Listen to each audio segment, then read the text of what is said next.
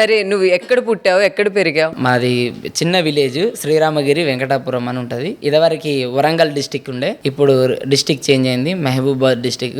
అక్కడ పుట్టి అక్కడి నుంచి హైదరాబాద్కి వచ్చి సెటిల్ ఏం కాలే, మన ప్రయత్నాలలో మనం చేసుకుంటూ ముందుకెళ్తాం. ఎన్ని ఇయర్స్ అయింది ప్రవీణ్? ఇక్కడికి వచ్చి 9 years. 9 years లో ఇంకా సెట్ అవ్వలేదా నువ్వు? ఎవ్వరు సెట్ గారు. ప్రాపర్గా ఏందనంటే మనకి మన వర్క్ అంటే ఒక కాడ చేసుకుంటూ ఇంకో కాడికి వెళ్ళడం. ఇండస్ట్రీకి వచ్చిన తర్వాత నాకు కొన్ని స్ట్రగుల్స్ ఏంటంటే మా నాన్న రీసెంట్ గా చనిపోవడం,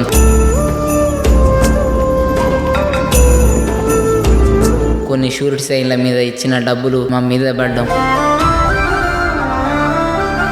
సెటిల్ అంటే మనం ఏం చేస్తాం, ఇక్కడికి వచ్చిన తర్వాత కొద్దిగా సంపాదించుకొని ఊర్లోనో లేకపోతే ఇక్కడనో ఏదో ఒక మనం సంపాదించుకుని ఊర్లో ఒక చిన్న ఇల్లు కట్టుకోవాలి, లేకపోతే ఇక్కడ నన్ను ఉన్న కాడ ఒక ఇల్లు కట్టుకోవాలని చిన్న ఇది ఉంటది. మనం సెట్ చేసుకున్న అమౌంట్ ని టక్కున ఒకేసారి అయిపోతే ఎలా ఉంటది, అలా నాకేందంటే అలాంటి ఒక 2-3 దెబ్బలు తాకడం. దాంట్లో నేను ఏం చేసినంటే సంపాదన అనేది ఎప్పుడన్నా సంపాదించుకోవచ్చు, కానీ పేరు అనేది ఇంపార్టెంట్, నేమ్ అనేది. కాబట్టి ఫస్ట్ నా పేరు కన్నా మా నాన్న పేరు బయట బ్యాడ్ అవ్వద్దని పేమెంట్లని క్లియర్ చేశాను. అంటే ఆయనకి ఏ మాట రాకూడదు, రావద్దు. ఎందుకనంటే రేపు ఫ్యూచర్లో ఇన్ కేస్ నేను మంచిగా ఉండి ఎవరు డబ్బులు ఇవ్వలేకపోతే, రేపు నేను ఇల్లు కొనుక్కున్నా, కారు కొనుక్కున్నా, ఏది కొనుక్కున్నా ఏమంటారంటే అమ్మ మా డబ్బులన్నీ తిని వీడు కొనుక్కున్నారా అనే పేరు వస్తుంది. ఆ పేరు ఎందుకు అని. ప్రవీణ్, ఒక అబ్బాయికి బాధ్యతలు అనేవి ఎప్పుడు మొదలవుతాయి? బేసిక్గా వాడి ఇంట్లో నుంచి వెళ్ళి బయటికి వచ్చి ఎప్పుడైతే వర్క్ చేయడం స్టార్ట్ అయ్యిద్దో ఆ రోజు నుంచి మనకు బాధ్యతలు వచ్చినట్టే. ఇప్పుడు హైదరాబాద్లో ఉంటే మనం రూమ్ రెంట్ కట్టుకోవాలి, మనకంటూ కొద్దిగా తిరగడానికైనా తినడానికైనా కొద్దిగా అమౌంట్ పక్కకు తీసి పెట్టుకోవాలి. అలా అని మళ్ళీ కొద్దిగా అమౌంట్ ఇంటికి పంపించుకోవాలి. దీని అంతటికీ ఒక 4 రోజులు వాడు నిద్రపోకుండా కష్టపడాలి. వానికి బాధ్యత ఉన్నట్టే. వానికి అప్పుడు స్టార్ట్ అయిన బాధ్యత, వాడు ఆఖరి శ్వాస అంటే వాడు తుది శ్వాస విడిచే వరకు వాడు బాధ్యతల్లోనే ఉంటాడు. వాడు ఊపిరి ఆగే వరకు ఆ బాధ్యత ఉంటది. ఫస్ట్ మనని చిన్నప్పటి నుంచి పెంచిన తల్లిదండ్రులను చూసుకోవాలి, తల్లిదండ్రుల తర్వాత పెళ్లి చేసుకుంటే భార్యను చూసుకోవాలి, భార్యను చూసుకున్న తర్వాత పిల్లల్ని చూసుకోవాలి, పిల్లల స్టడీలు, తర్వాత పిల్లలకు పెళ్లి చేయాలి. ఇదన్నిట్లో వీడు ప్రాపర్గా ఒక రోజు కూడా మంచిగా తిని ఒక రోజు నిద్రపోతే అంతకన్నా గొప్పది ఏం లేదు.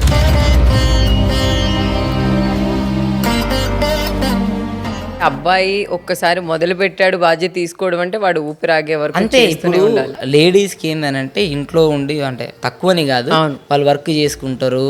నేను కావాలనుకుంటేనే మా ఇంట్లో నేను చూస్తాను, నేను వద్దనుకుంటే నన్ను అడగరు చూడమని. అబ్బాయికి అయితే అట్లా కాదు కదా, నువ్వు చూడాలి.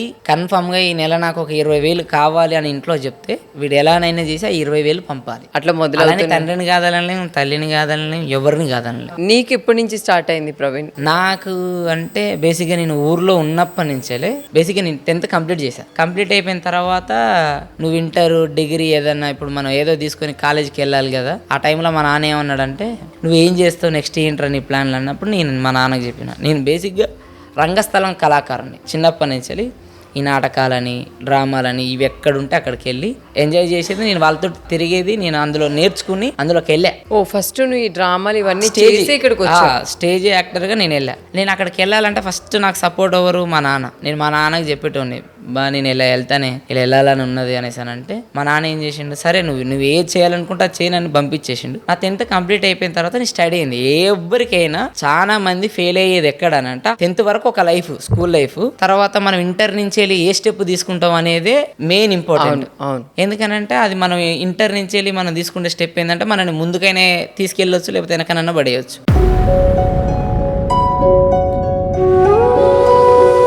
చదువుకుంటేనూ మంచిగా ముందుకు వెళ్ళిపోతాం. లేదంటే ఈ సినిమాలకు, షికార్లకు ఏదో అమ్మాయి అమ్మడి తిరిగితే ఏమైపోద్ది అంటే ఓ 3-4 నెలలు, ఒక 2 సంవత్సరాలు చూసేసి మీ నాన్న ఆరోగ్యం బాగాలేదు నువ్వు పెళ్లి చేసుకోరా అంటారు. పెళ్లి చేసుకున్న తర్వాత హైదరాబాద్కి వచ్చి ఏదో ఒక కంపెనీలో పనిచేయాలి.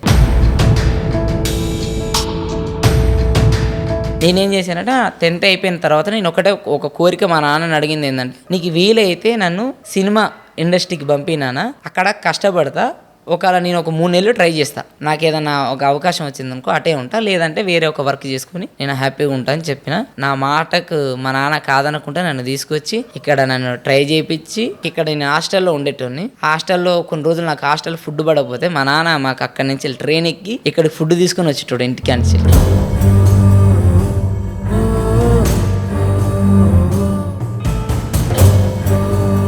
తీసుకొస్తే నేను సికింద్రాబాద్ రైల్వే స్టేషన్కి వెళ్ళి ఫుడ్ తిని మళ్ళీ రిటర్న్ వచ్చేటోని. మా నాన్న అటు వెళ్ళిపోయేటాడు. ఆయన సపోర్టు వల్ల నేను ఇవాళ మంచి స్టేజ్లో ఉన్నా.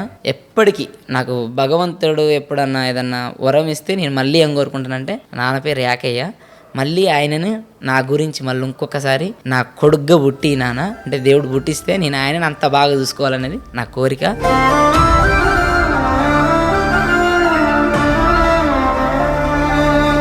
కానీ ఆల్రెడీ దేవుడు నాకే కాకుండా మా అన్నకు పుట్టించిండు. వాడు సేమ్ యాజ్ ఇట్ ఈస్ మా నాన్న. మా నాన్న ఎట్లయితే మమ్మల్ని పలకరించి ఎట్లా దగ్గర తీసుకుంటాడో సేమ్ వాడు అదే, అంటే ఆయన సేమ్ ఎలా అయితే ఉండేదో వాడు అలానే ఉంటాడు. కానీ నువ్వు ఇంత మంచి ప్లేస్లో ఇప్పుడు ఉన్నా మీ నాన్నగారు లేరు. నీకు ఎట్లా అనిపిస్తుంది ప్రవీణ్? అంటే మిస్ అవుతుంది. ఇప్పటికీ కాదు, ఎప్పటికీ అంటే మన చివరి ముగింపు వరకు ఉండే ఒక బాధ.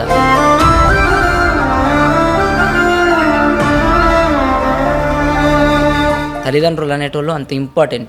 ఇన్ కేస్ నా ఫ్యూచర్లో నేను ఒక మంచి పెద్ద ఇల్లు కొని ఒక పెద్ద BMW కారు కొనుక్కున్నా నేను హ్యాపీగా ఉన్నాను. ఎందుకనంటే ఫస్ట్ మనం ఎదిగితే ఆనందపడేది మన వైఫ్, మన పిల్లల కన్నా మన తల్లిదండ్రులు. వాళ్ళు ఫీల్ అయినంత హ్యాపీగా ఎవరు ఫీల్ గారు. ఒకవేళ నేను దొంగనైనా నా తల్లి నన్ను దొంగలేదు, అంటే పక్క వాళ్ళు నన్ను దొంగ అనొచ్చు, కానీ కన్న తల్లి ఎప్పుడు దొంగ అన్నది నా కొడుకే అంటది. నా తండ్రి కూడా నా కొడుకే అంటాడు. అలాంటి తల్లిదండ్రులను మిస్ చేసుకొని బ్రతకడం అనేది ఒక ఘోరమైన నరకం అనేది ఎక్కడనో ఉంటుంది. దేవుడు ఎప్పుడుకో మనం ఒకలా చనిపోతే తీసుకుపోయి ఎక్కడనో ఇలా నూనెలో ముంచుతాడు, ఇలా చెట్టుకు గట్టేస్తారు. అలాంటివన్నీ ఉంటే ఉండవు, కానీ తల్లిదండ్రులు లేని వాళ్ళు నిజంగా భూమి మీద ఉండి నరకం చూడాలి. అదైతే వాస్తవం. ఎందుకనంటే నాకే చాలా బాధలు ఉన్నాయి. నేను ఎవరికి చెప్పుకోవాలో తెలియదు. ఎవరికి చెప్పినా దానికి కరెక్ట్ అయిన ఒక ఆన్సర్ రాదు.